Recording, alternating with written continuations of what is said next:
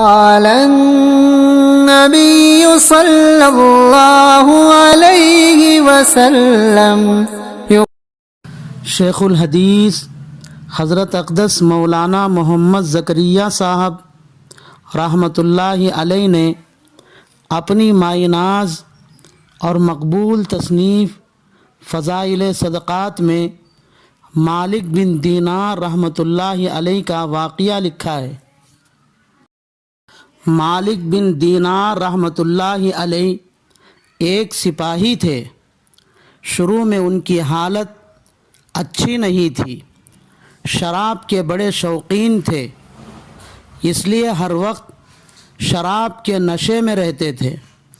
ایک مرتبہ ان سے کسی نے ان کے توبہ کا سبب پوچھا تو کہنے لگے، میں نے ایک باندی خریدی تھی جو بہت ہی خوبصورت تھی، اس سے مجھے ایک لڑکی پیدا ہوئی، مجھے اس لڑکی سے بہت محبت تھی، وہ بھی میرے ساتھ مانوس ہو گئی، اس لیے وہ ہمیشہ میرے ہی پاس رہتی تھی۔ اس کی عادت یہ تھی کہ جب بھی میں شراب پینے کے لیے گلاس بھر لیتا تو وہ لڑکی میرے ہاتھ سے گلاس لے کر شراب میرے کپڑوں پر ڈال دیتی۔ محبت کی وجہ سے میں اس کو کچھ نہیں کہہ سکتا تھا، یہاں تک کہ جب وہ 2 سال کی ہو گئی تو اس کا انتقال ہو گیا۔ چونکہ اس لڑکی سے مجھے بہت محبت تھی، اس لیے اس کے انتقال سے مجھے بڑی تکلیف ہوئی۔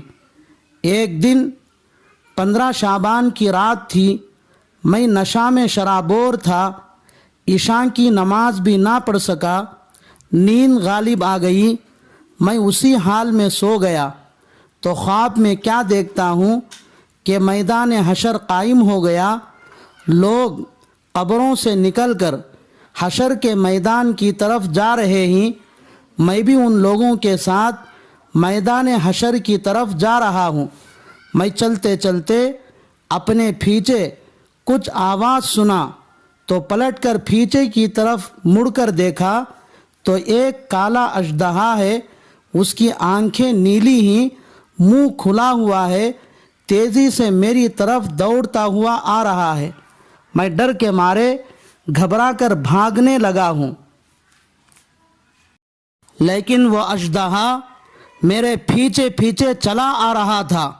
اتنے میں مجھے سامنے ایک دوزخ کی آگ اور اس کے مناظر سے زیادہ خوف اس سانپ سے ہو رہا تھا، اس لیے میں آگے بڑھا، قریب تھا کہ میں دوزخ کے اس گڑھے میں گر جاؤں۔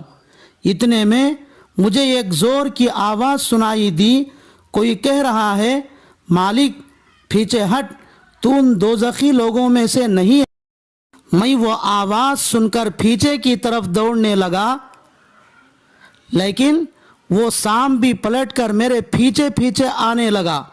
مجھے پھر وہی سفید لباس بوڑھے میاں ملے، پھر میں ان سے کہا کہ اس اژدہے سے بچنے میں میری مدد کیجیے۔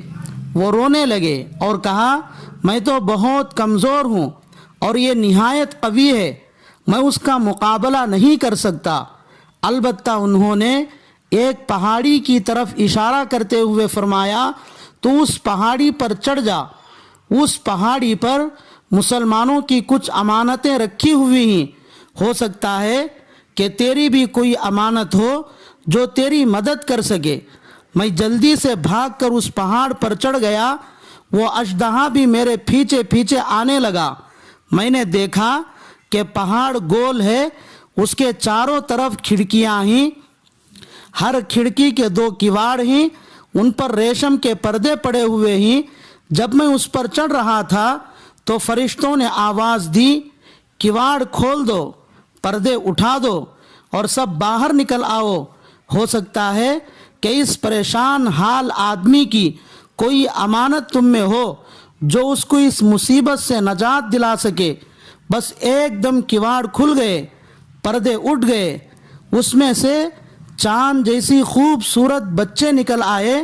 میں بہت ہی پریشان تھا کیونکہ وہ سانپ بالکل میرے قریب پہنچ چکا تھا۔ اتنے میں وہ بچے چلا کر کہنے لگے، ارے تم سب جلدی سے باہر آؤ، سانپ تو اس آدمی کے بالکل قریب پہنچ چکا ہے۔ سب بچے باہر آ گئے۔ ان میں میری وہ 2 سالہ لڑکی بھی تھی۔ وہ مجھے دیکھتے ہی رونے لگی، میری طرف اپنا بایاں ہاتھ بڑھایا۔ میں فوراً اس سے لپٹ گیا اور اس نے اپنا سیدھا ہاتھ اس سانپ کی طرف بڑھایا تو وہ فوراً پیچھے کو ہٹ گیا۔ پھر وہ میری بیٹی میرے گود میں بیٹھ کر اپنا ہاتھ میری داڑھی پر پھیرتے ہوئے کہنے لگی، ابا جان، الم یأن للذین آمنوا ان تخشع قلوبہم لذکر اللہ وما نزل من الحق، کیا ایمان والوں کے لیے ابھی تک وقت نہیں آیا کہ ان کے دل اللہ کے ذکر کے لیے اور اس حق بات کے واسطے جھک جائے جو ان پر نازل کیا گیا؟ میں نے اس کی یہ بات سن کر روتے ہوئے پوچھا، بیٹی کیا تم سب قرآن جانتی ہو؟ وہ کہنے لگی، ہم سب تم تمام سے قرآن زیادہ جانتی ہیں۔ میں نے پوچھا، بیٹی یہ سانپ کیا بلا تھی؟ اس نے کہا، وہ آپ کے برے اعمال تھے، آپ نے اس کو اپنے گناہوں کی وجہ سے اتنا طاقتور بنا دیا کہ اب وہ آپ کو کھینچ کر دوزخ میں ڈالنے کی کوشش میں لگا ہے۔ میں نے پوچھا، وہ سفید لباس کمزور بزرگ کون تھے؟ کہنے لگی، وہ آپ کے نیک اعمال تھے جن کو آپ نے اتنا کمزور کر دیا کہ اب وہ اس سانپ سے بچا نہ سکے، البتہ اتنی مدد کر دی کہ تم کو بچنے کا راستہ بتا دیا۔ میں نے پوچھا، بیٹی تم سب یہاں کیا کرتی ہو؟ کہنے لگی، ہم سب مسلمانوں کے بچے ہیں، آپ لوگوں کا انتظار کر رہے ہیں، قیامت تک یہی رہیں گے، جب تم سب آئیں گے تو ہم تمہاری سفارش کریں گے۔ اس کے بعد میری آنکھ کھلی، میں فوراً اپنے پچھلے تمام گناہوں کو چھوڑنے کا پختہ ارادہ کر کے اللہ کے سامنے توبہ کر لی۔ قابل احترام بھائیوں اور بزرگوں، اس واقعے کو ذکر کر کے مجھے صرف اتنی توجہ دلانا ہے کہ کہیں ہم اپنے گناہوں کی کثرت کی وجہ سے کسی سانپ کو تو موٹا تازہ قوی تو نہیں بنا لیا، اگر بنایا ہے تو فکر کرنے کی ضرورت ہے۔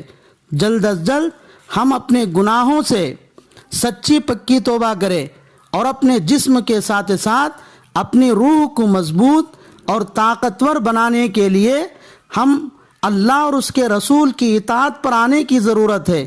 اللہ عمل کی توفیق عطا فرمائے، آمین۔ وآخر دعوانا ان الحمد للہ رب العالمین۔